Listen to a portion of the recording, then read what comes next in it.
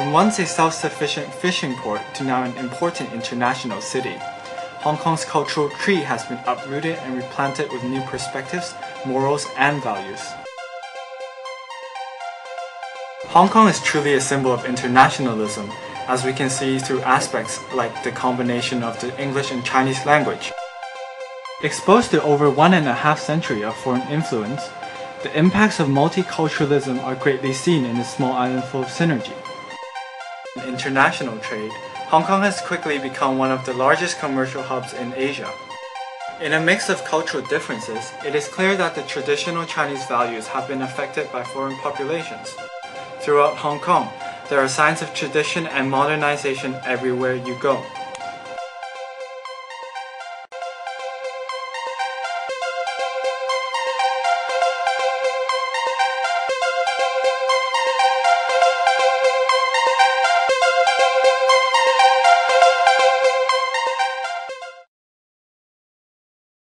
Interviewee Deshaun Thomas is an exchange student from Pittsburgh, Pennsylvania. Well, I've currently been in Hong Kong for 5 to 6 months. Well, before I came to Hong Kong, I expected really Chinese culture, maybe like Kung Fu, Tai Chi in the morning. What is your opinion of Hong Kong's culture right now? Well, it's fast, convenient, it's very westernized, I might say that. I think the local life is slowly fading. So if I asked you, if you stayed in Hong Kong for longer, you think you would be influenced greatly by Hong Kong? Probably not, because it's becoming more westernized, as I said. I mean, like the Eastern stuff is family. Like I know traditional stuff in Hong Kong is slowly fading, like maybe open air markets and stuff like that. But yeah, I think that's it, something like that. All right, awesome. Thank you for the interview. Yeah. It is likely that there will be even more change in the future. Even now, Hong Kong's culture is quickly changing. A study has been conducted to further investigate the situation through Hong Kong people's perspective. Mrs. Chan has been a shop owner in Sheung Wan for several decades. She hopes that her children will be able to maintain their Chinese heritage. However, she is aware of the westernization that has taken place over the past few years. 細個時候咧，你覺得到同而家咁比啦，香港係咪啲文化咪唔同咗好多啊？點唔同啊？你覺得？即係譬如我哋細個嗰陣時間好啲啦，小朋友玩嗰陣時玩嘅嘢好玩過而家嘅。咁你覺得而家啲年輕人係咪好受西方文化感應咧？即係影響咧？都有㗎，都係㗎，即係冇我哋以前嗰啲咁中國化啦。咁你以前點中國化㗎？中國化嗰陣時咧，我哋玩嗰啲嘢啊，啲嘢多數都係自己做啊嘛。係。但係而家啲全部咧，啲小朋友咧多數要買咯，樣都係要買嘅。OK。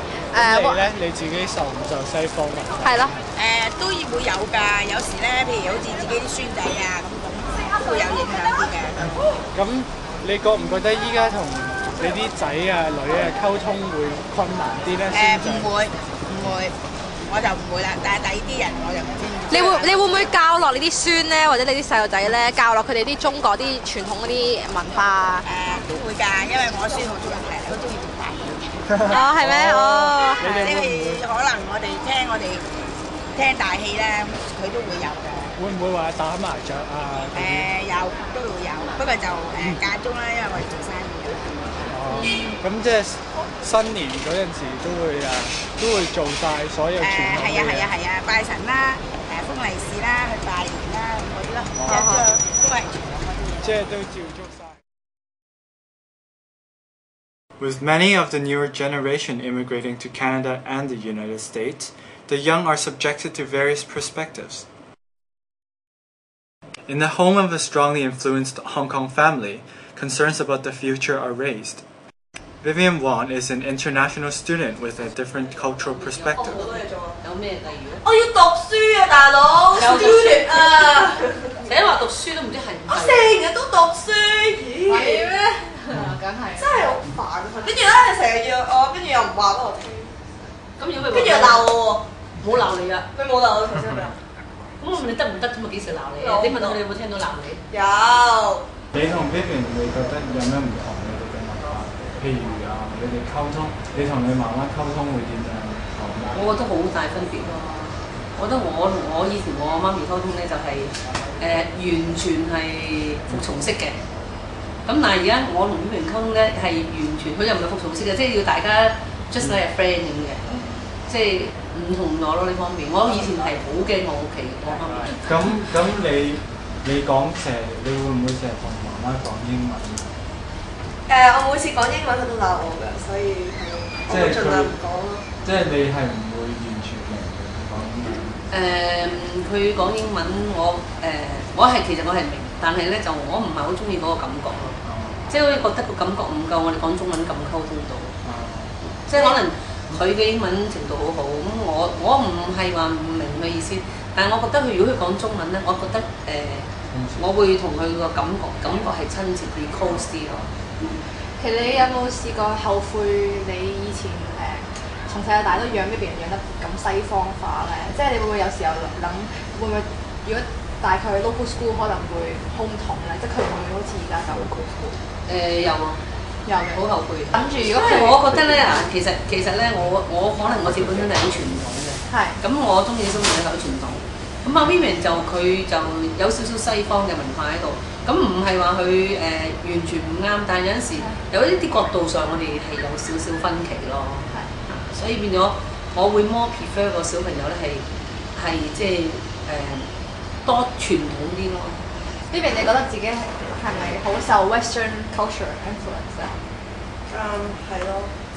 但係我覺得係唔係一個即係好似好差嘅事咯，因為speak English. Yeah, speak English. Honestly, I just feel like I'm like a mixture of Western culture and like Chinese culture. But I just think that I think it's a good thing because I've learned like the core values of like the Western culture, and I feel like there's so much I can learn from both cultures. So I don't think it's as bad as like Wong, for instance. 你覺得你自己偏西方定係偏中國嗰個傳統咧？文化 I would like to say I'm in between, but I know that I'm more to the Western. 咁你從你媽咪。We also interviewed Betty Chu and Ting Ting from China Travel Services. As immigrants from mainland China, their values are much more conservative and traditional. 他们这种传统文化的认识呢，我觉得还是应该要从小给他一个氛围。不一开始应该是先从家庭，他的长辈里头，可能要过节的时候要可能给他讲解一些来源的一些问题，再加上学校啊，或者是这个社会，不能光造成一些商业的一些气氛，可能为了过什么节去促销什么活动，可能也为了给小朋友啊，或者是其他的一些青年人呢，也给他需要讲解一下部分的内容。所以这样他从一开始呢，慢慢的他就接受了这种教育，到最后他可能对中国传统文化可能还有一些较深的认识。这一点我赞同，这是从家庭教育方面。另一方面，我觉得也可以从学校教育方面开始入手。这样的话，可能能从更高的层次，包括带动整个社会有这样一个氛围。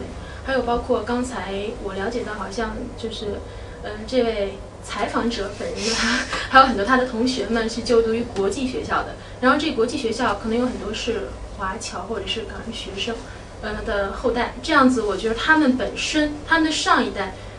可能有比较深的对中国文化的了解，也可能是他们已经是第二代了。这样的话，可能又割了一些。